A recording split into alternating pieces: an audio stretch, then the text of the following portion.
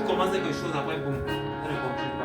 Tu commences quelque chose, après boum, ça ne continue pas. Tu as des bonnes idées, tu as des bons projets, mais ça n'aboutit pas. Parce que tu n'as pas bien calculé la dépense. Tu n'as pas calculé combien est-ce que ça va te coûter. Il y a d'autres qui ont bel et bien calculé, qui ont prévu certaines choses, mais ils ont dépensé l'argent qu'ils avaient épargné. Cette fois, on se retrouve avec la mauvaise gestion qu'on a eu dans Sentinelle Finance. On est censé épargner pendant 3 ans et se retrouve avec une certaine somme. Aujourd'hui, on n'a même pas la moitié. Pourquoi? Parce qu'on a dispersé ça loin des objectifs qui devaient être atteints. Une partie des objectifs a été atteinte, l'achat du matériel. Mais il y a quoi d'autres matériaux à acheter? Et on n'a pas le quota qu'il faut. Pourquoi? Parce qu'on a été dispersé dans beaucoup de choses.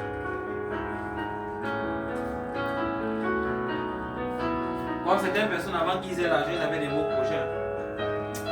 Tu fais asseoir le frère, tu fais asseoir la soeur. Bon, tu me disais, on doit faire ça quand l'argent va venir. Pas quand le Seigneur va venir, quand l'argent va venir.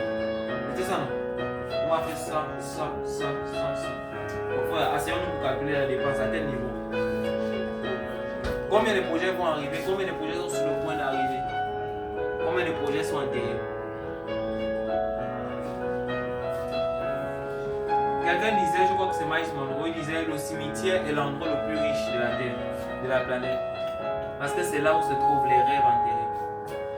C'est là où se trouvent les projets qui n'ont jamais abouti. Il y a beaucoup qui sont morts avec leurs projets dans cette tombe. Ils sont morts avec des projets. Comme beaucoup de notre pays meurent avec des belles visions, meurent avec des belles faces. Pourquoi? Parce qu'ils n'ont pas calculé leur temps. David va dire, enseigne-moi à bien calculer mes jours. Et pour que Dieu puisse t'enseigner à bien calculer tes jours, à bien calculer ton temps, il doit te faire asseoir. Quand le Seigneur Jésus s'apprêtait à enseigner, lui-même il s'asseyait toujours. Matthieu chapitre 5. À partir du verset 1. On va revenir. On vite Matthieu chapitre 5 à partir du verset 1 là-bas, je crois. Matthieu 5 verset 1. Voyant la foule, Jésus monta sur la montagne et, après qu'il se fut assis, ses disciples s'approchèrent de lui.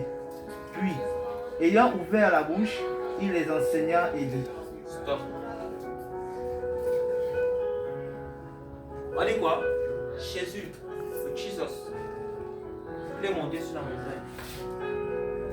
Il s'est assis. Et quand il s'est assis, les disciples ont commencé à s'approcher de lui.